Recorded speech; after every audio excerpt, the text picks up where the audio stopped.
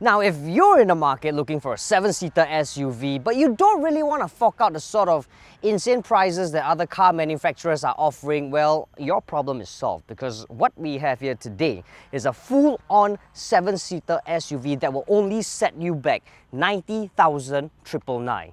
As of 16 March, the SUV we have here today is the most affordable 7-seater SUV you can find on the market, because any other 7-seater in its class right now will cost well over 100 grand.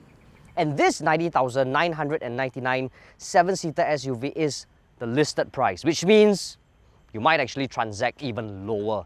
This is the Perodua Aruz. Upon hearing the brand, a lot of people will be thinking, nah man, this is not for me. I don't really want to be associated with Perodua and all that kinds of stuff. But just because it's a Perodua, does that mean this is any less of a car?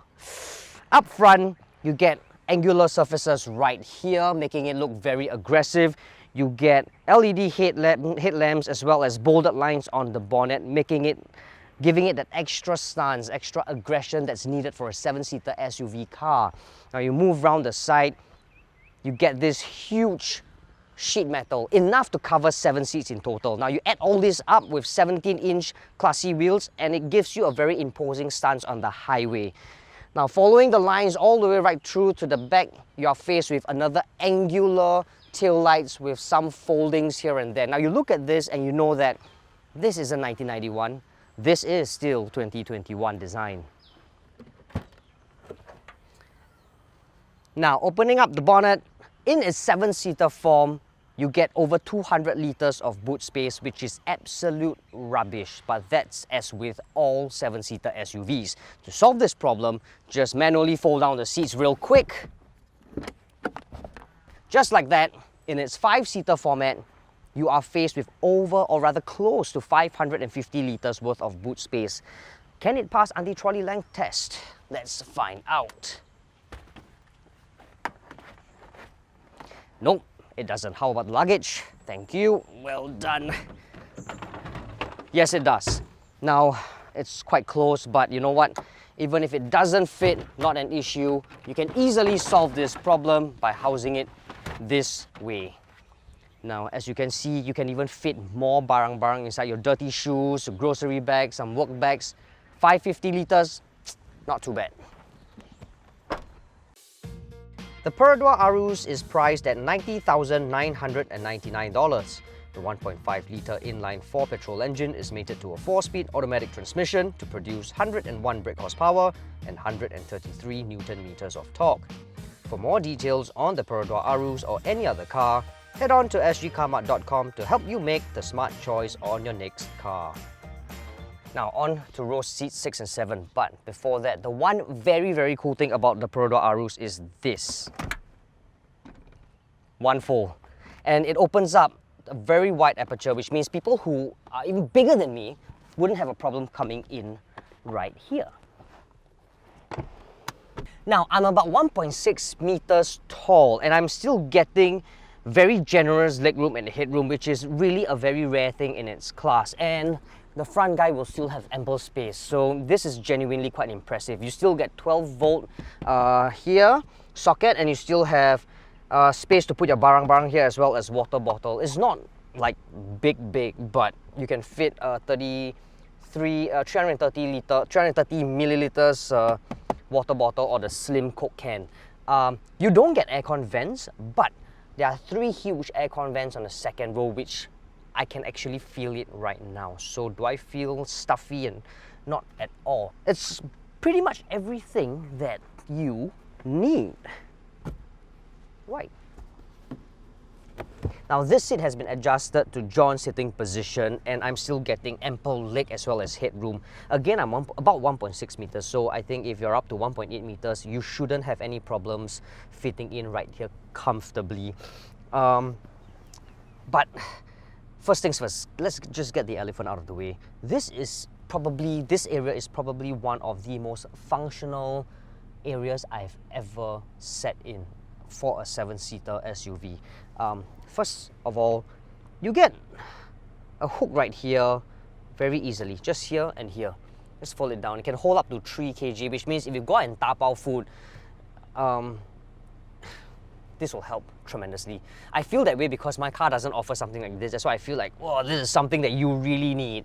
The other thing that's really, really cool, right here is actually a USB port.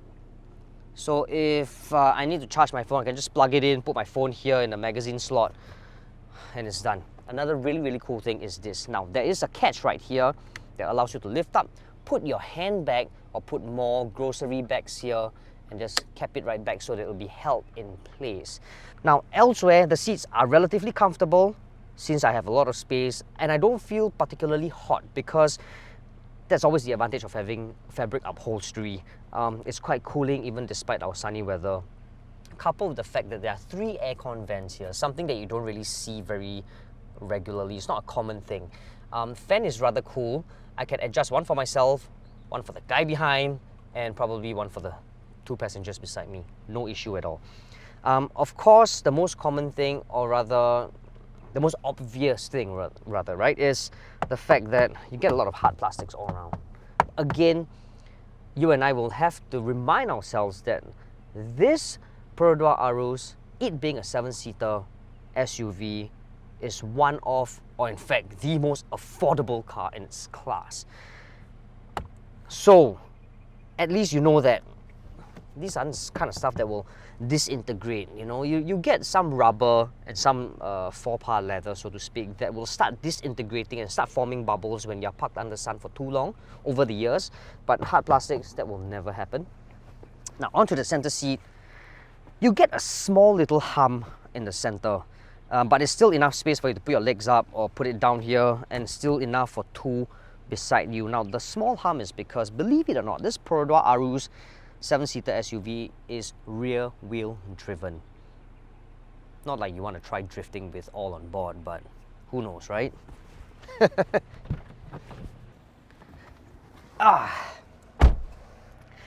Now, everything that you see and feel here reminds you that this is another Perodua. It's not a bad thing. What I'm just saying is it's all hard plastics around. You look at it and you know. There is nothing pretentious about this car, and that's why it deserves some sort of applause, right? I'm faced with a very basic steering wheel right here. No fake leather, no nothing, and you can actually control the volume, the mode of the infotainment, as well as the skip buttons, presumably, or the radio channel buttons via these 2 arrows right here, which is basically what you really need on a multifunctional steering wheel, or at least these are the only things that I meddle the most when I'm faced with a multifunctional steering wheel. So this gets the job done. Beyond that, I'm faced with an instrument cluster that reminds you that this is 1991, not 2021. I mean, it just looks really dated. Again, you get this very small screen in between that gives you your fuel gauge as well as your fuel economy. But all that you really need to know are all here, right? Tacho, speedo. Handbrake light up, door opening or not, seat belt lighted up or not, it's all there. Moving on, over here is the infotainment system that reminds me of my own car. Nothing special about it. You still get all the usual features when you get a dual DIN aftermarket sort of infotainment system. You get USB, Bluetooth, there's even a theme to choose the colors of your background if you want. So it really reminds me of my own infotainment system in my own car. You also get USB ports right here. Now below that is actually one of my favorite. I know it sounds crazy, but it is seriously one of my favorite, right? You don't have to go into a system and toggle with all the rubbish in the screen. Everything is here. Aircon temperature, fan speed, that's it actually, and the mode of the aircon. So it's very straightforward, and these are the things that I meddle with on a daily basis. One complaint nonetheless. Now, it's counterintuitive, these 2 buttons. Where most aircon temperature is in numeric form, this comes in like a bar form.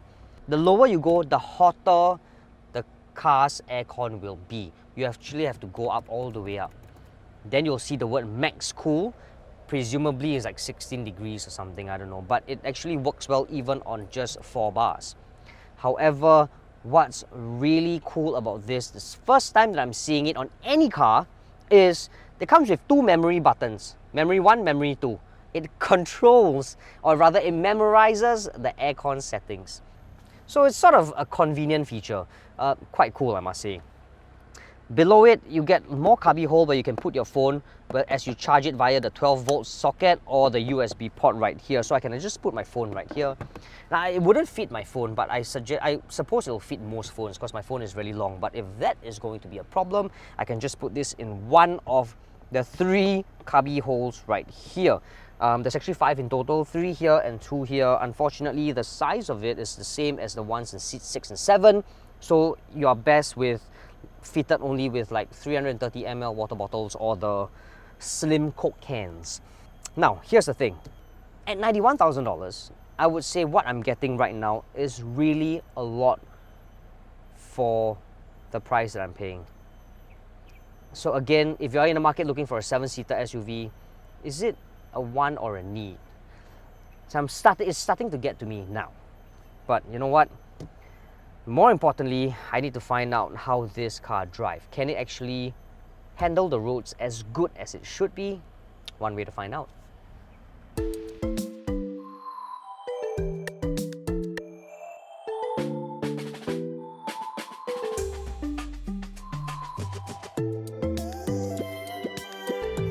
So, the Perodua Aruz. Now this car has a 1.5 litre inline-4 engine up front, and get this, it sends out 101 brake horsepower and 133 Newton meters of torque to the rear wheels. Now that's rare because you seldom hear 7-seater SUVs sending all power and torque to the rear wheels only. It's usually all-wheel or front wheel. So the Aruz has got a different proposition altogether.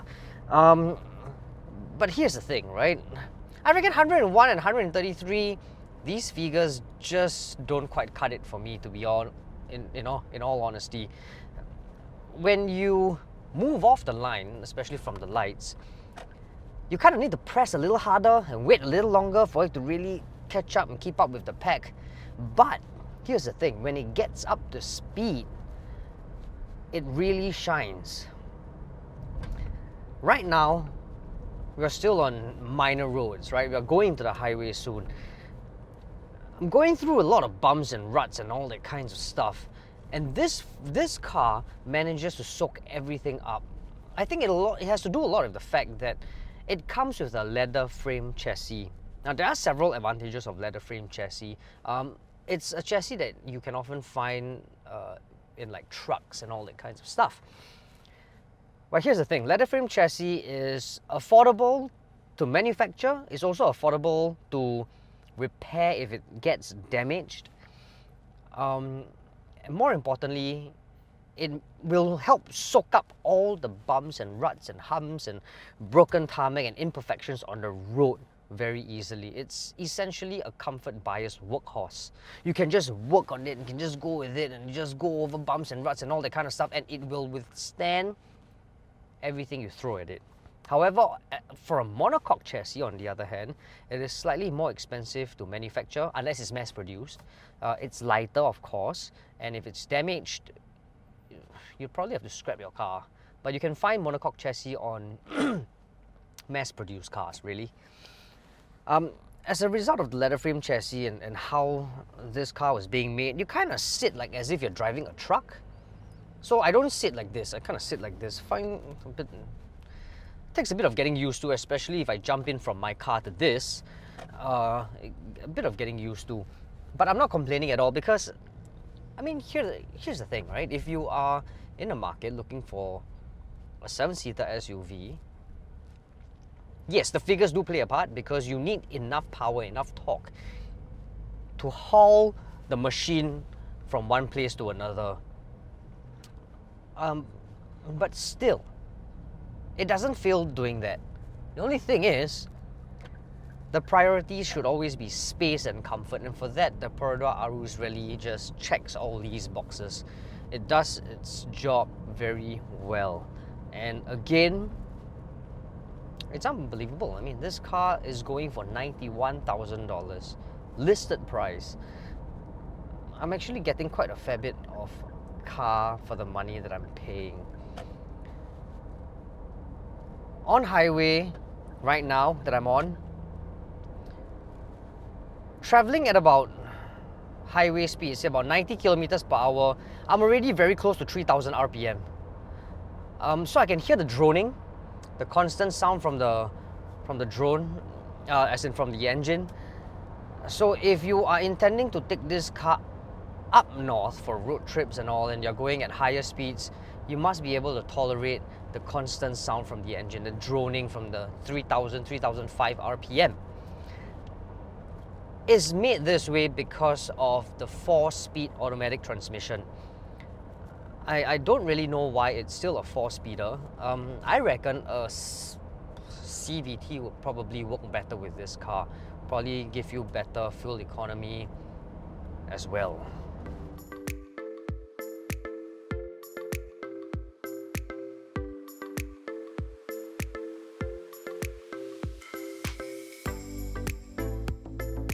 So then it begs the question, will buy, won't buy, or go try the Perodua Aruz?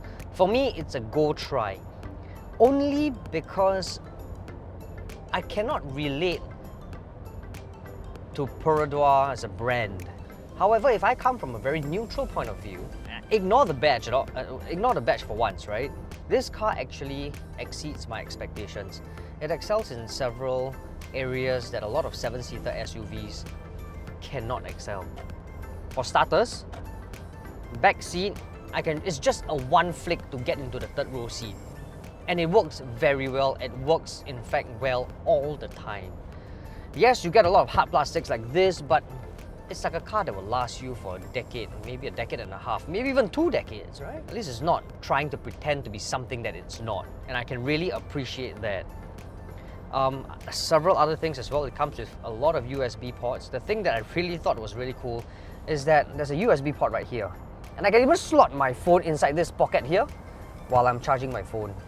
Ample hooks and stuff. It's very functional.